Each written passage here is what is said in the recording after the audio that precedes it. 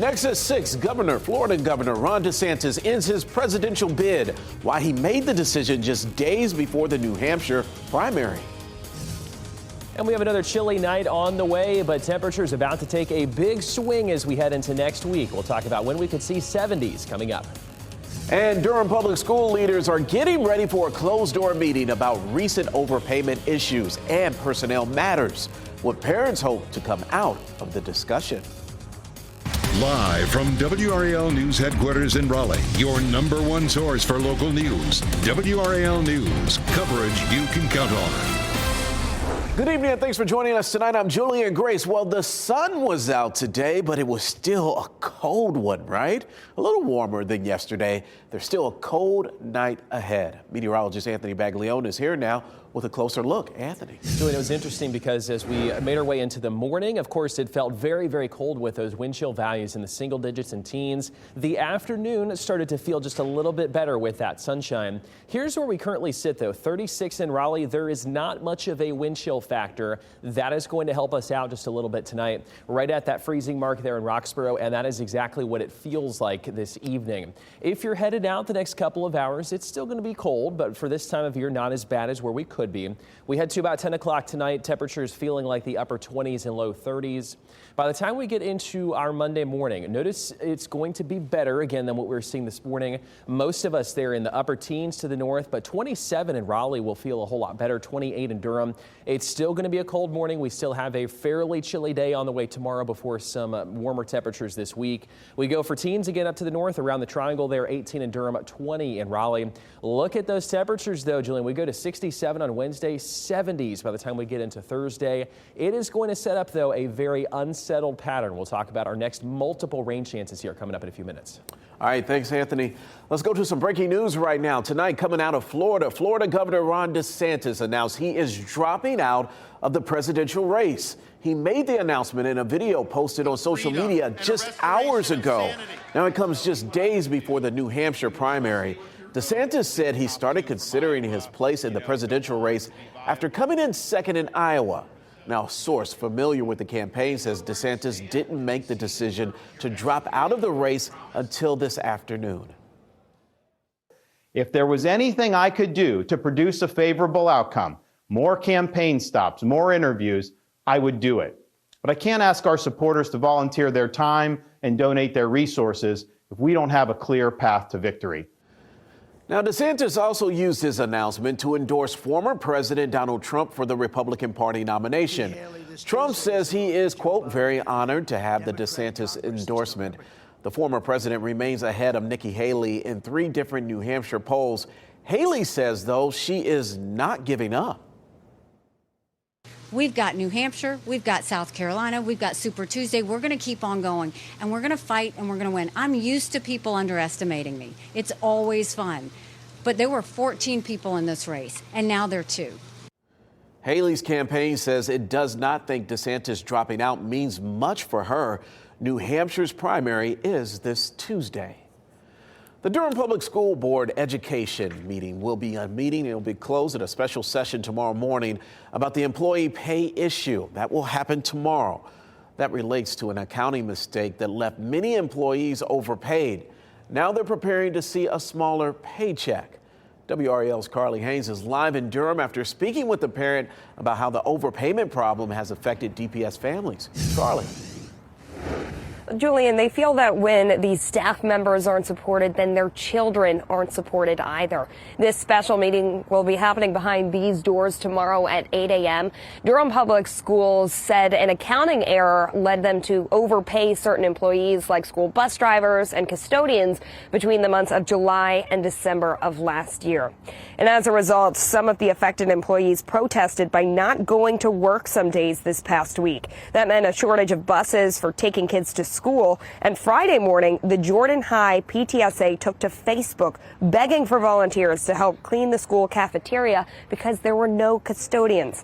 A lot of parents are standing behind these staff members and are speaking against these paycheck cuts. It's still unclear how or if the school system intends to get the overpaid money back. The parent I spoke with opposes what she calls these clawbacks of money that staff were previously paid. She says there's already a crisis in retaining qualified school employees. So did you understand what I meant here by this question? Issue, with being able to provide that free and fair education to all of our students. And if we are not supporting the most important piece of that, which is our staff, and our teachers, then, we're doing something very wrong.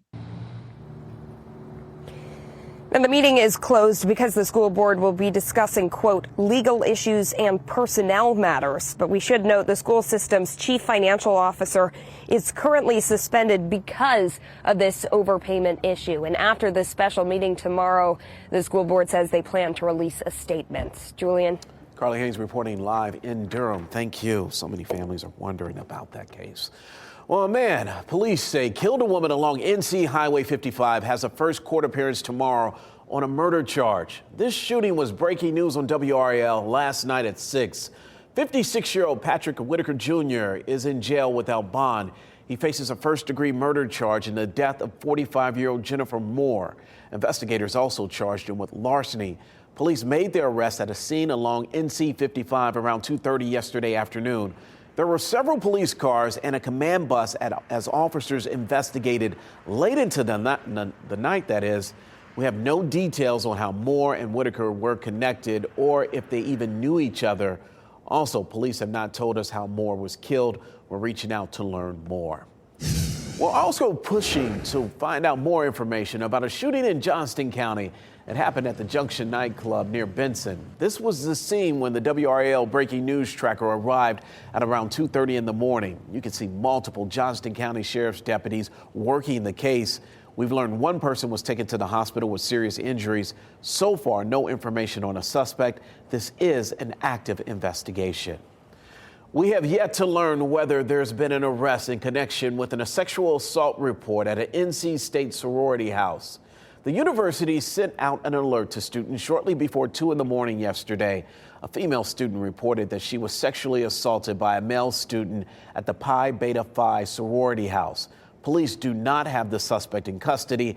However, they do say they've identified him and he is affiliated with the university.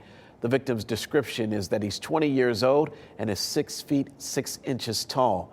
We've reached out to the university again today to try to get more additional details. We have not heard back as of yet.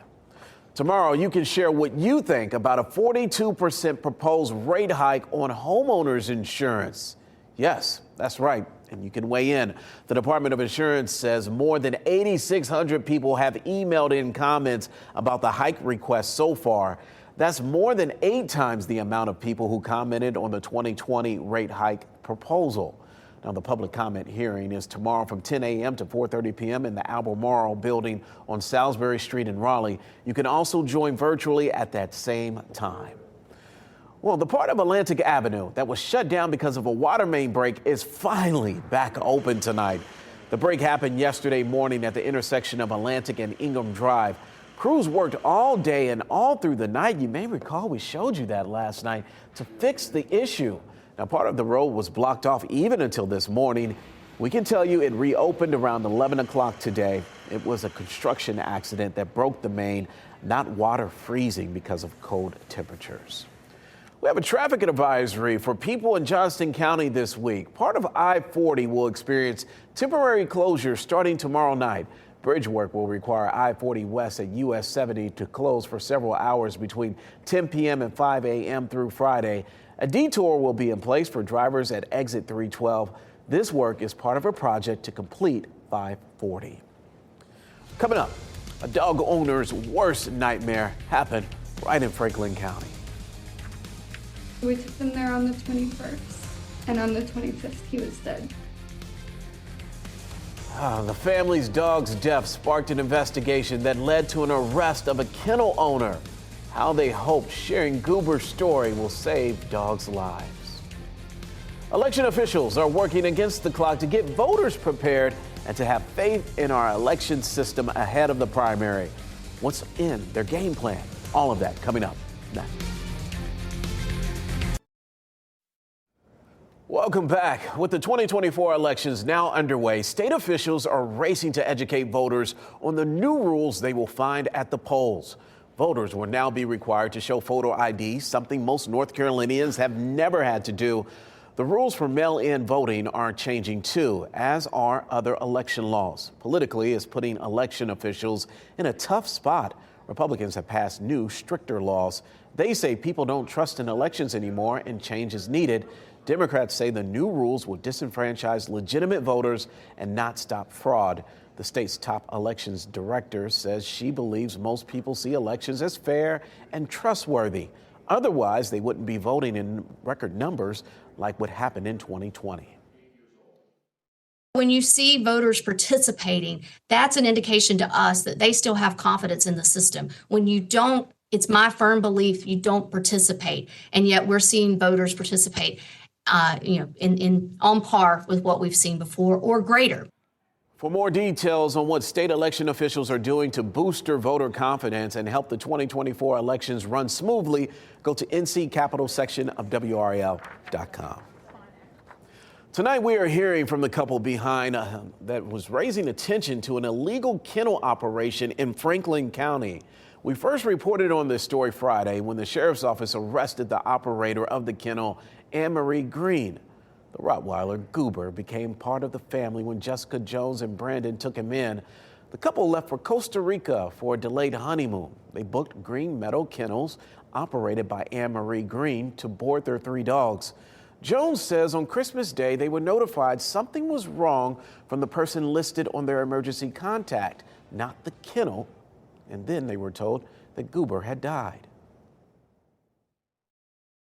My fear is that he was neglected, that there was something more going on than what was said. Yeah. They claim they tried to reach us the day of on multiple occasions, or made it seem like they had been trying to reach us.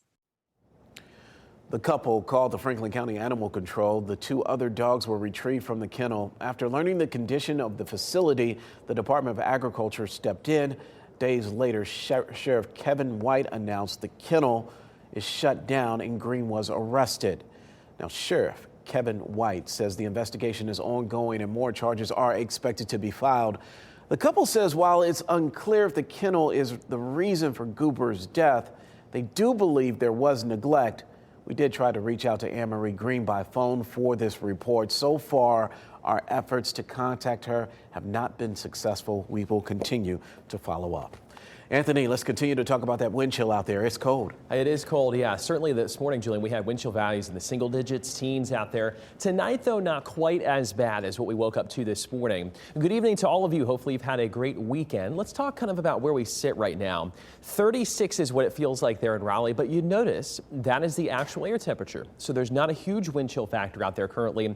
26 is what it feels like in Rocky Mount, 30 in South Hill, a practical heat wave compared to what we woke up to start our Sunday morning. Let's take you out here to a live look in Roxborough. The flag, though, very, very still. Winds are nice and calm. That is not going to be a factor for us tonight. It'll still keep temperatures probably right around 26 there at 9 o'clock as we head closer to about 11. We're at 23. Clear skies, though, for us. We head into tomorrow morning, mainly again in the teens to the north, a place like Roxborough at 15, 18 in Durham. We're at 20 in Raleigh, 20 in Goldsboro, and low 20s also south of the Triangle. You still will want to bundle up, but I do think it will be noticeable compared to this morning. Again, we do the comparative forecast here in the winter time a lot of times. I think it will feel better. We're at 45 there into our Monday afternoon is what it'll feel like. We start to get better there on Tuesday at 54. That is going to be heading into a huge warm-up that we have on the way for this week. Temperatures really going to go up there, especially as we head into our Wednesday. We're at 49 on Monday, 55 on Tuesday. We really start climbing their 70s for both Thursday and Friday. The trade-off, though, we could use a little bit, but the trade-off is going to be some rainfall coming in. A very wet stretch of weather here the next 7 days, especially as we get back toward the mountains, even down toward Texas. They're looking at a lot of rainfall. Could be 4 to 5 inches in that part of our state. We're looking at about, let's say, 1 inch to maybe 1.5 inches across most of our viewing area, again, over the next 7 days. Let's get you a snapshot here, though, on Futurecast of what we're looking at. What's going to be happening here is a pretty strong feed of moisture coming just straight up from the Gulf of Mexico. It continues there as we go through the majority of this week. What that will do is keep the sunshine away from us, I think, for a large chunk of this week, from about Tuesday all the way until Saturday of next weekend. I mean, you notice all of these multiple rain chances. That comes with clouds. There's Thursday afternoon. We continue on with scattered showers, maybe a thunderstorm or two. And then finally, by the time we get into next weekend, Saturday, Sunday or so, it starts to calm down just a little bit. But I don't think we will see much sunshine this week, maybe a few peaks here and there. Aside from tomorrow, we really start to build that cloud cover there on Tuesday. 49 for us tomorrow, 55 on Tuesday. Temperatures, again, if you don't like the cold weather, really start to get better this week. A lot of rainfall percentages there on this map. So if you're planning here for the next week or so, the best days at least to keep the umbrella, keep the rain gear, send the kiddos with it and stuff, I think would be Thursday, Friday, even into Saturday. Those kind of 3 days looks like some scattered showers are possible. We get into Sunday, even a few more there, Julian, into next weekend. So temperatures getting better, but more unsettled here with the rain coming in this week. All right, thanks, Anthony. Hey, Casey. Hey, Julian. NC State and Duke, they have they're colliding today at a big game over at Reynolds Coliseum. We'll have those highlights plus. So we knew it was going to be a fight. The Carolina ladies won the fight today, and now the Heels are off to the best start in ACC play in 10 years.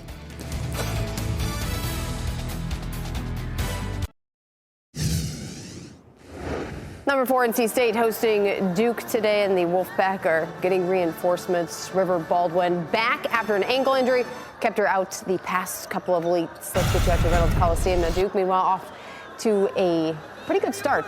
Top 15 win, of course, against Virginia Tech the other night, but NC State starts fast. Isaiah James, pump fake and baseline jumper is good. Kennedy Brown led the Duke players with 14 points. The stroke from the 15-footer, silky smooth, but this was the Isaiah James show. A career-high 33 points. She was shooting 50% from the outside. That's her corner right there. You can count it. But Duke still trying to stay in this one, looking for something. Taina Mayer hits one of her 2 threes on the day. As I mentioned, River Baldwin back in the lineup. So good to see her. She had 6 points, 3 rebounds, and 17 minutes of play. Westmore said she's on a little bit of a minutes restriction. But Mimi Collins coming in with finishing with 16 points and 10 rebounds, double-double. Baseline jumper was smooth for her. Wolfpack beat Blue Devils 72-57 in Reynolds. Luis Fernandez from the court. Experience. That made the difference for NC State, helping them beat Duke and bounce back after a loss at Miami. 30-plus points from Isaiah James probably didn't hurt either.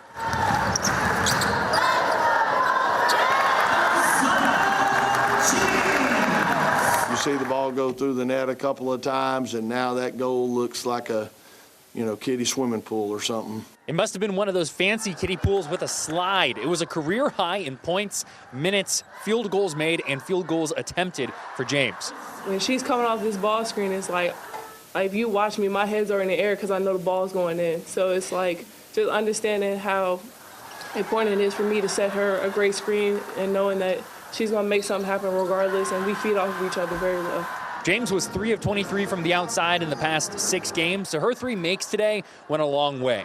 We had several players struggling shooting from the perimeter, and so for her to hit a couple early, I think gave her the confidence. On the Blue Devils bench, head coach Carol Lawson said that experience really made a difference on Sunday. The roller coaster is to be expected. We're the youngest team in the league in terms of players that play, and so this is what it is, okay?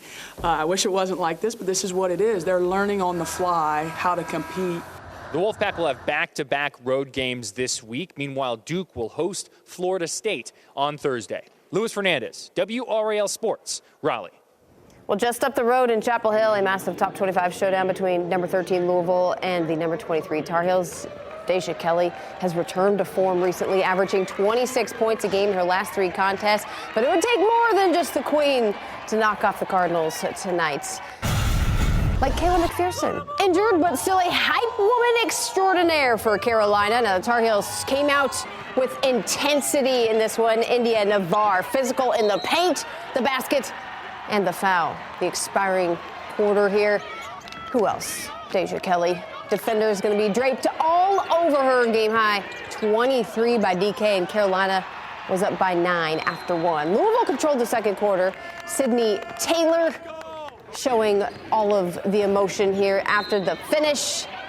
It was all tied at the half. Alyssa Usby, the stat stuffer she is, doing it big here. Career high 7 blocks were huge. Almost had a triple-double again. UNC up 11 after 3. Fourth quarter, Lexi Donarski puts it away, one of her 3 triples. UNC picks up a statement win, 79-68, to take first place in the conference. This is a game that really comes off emotion. You know, these guys are fighters, meaning the Louisville team is fighters. And so we knew it was going to be a fight, literally like a rock fight, right? And so we asked ourselves on Tuesday and Wednesday to just contain our emotions and just lock into how we wanted to play. Going into the game, we knew it was going to be physical. We knew that it was going to be fast-paced. It was going to be intense. So kind of just us staying pretty poised on both ends of the floor. I think that's what kind of kept us going each quarter. But yeah, I think we matched their physicality. Duke women's tennis improved to 4-0 on the season yesterday after defeating Illinois 4-2. The Blue Devils fell behind 1-0 after dropping the doubles point, but claimed 4 singles wins. Now the victory marked a big one for head coach Jamie Ashworth, who registered his 600th career win. He also became the quickest NCAA Division I head coach to reach 600. Only 747 matches in his 28 seasons with the Blue Devils. So impressive. So big congratulations to him. Absolutely. Congratulations on the big 600. All right, thanks, Casey, and thanks for joining us. Have a good evening, and we'll see you a little bit later.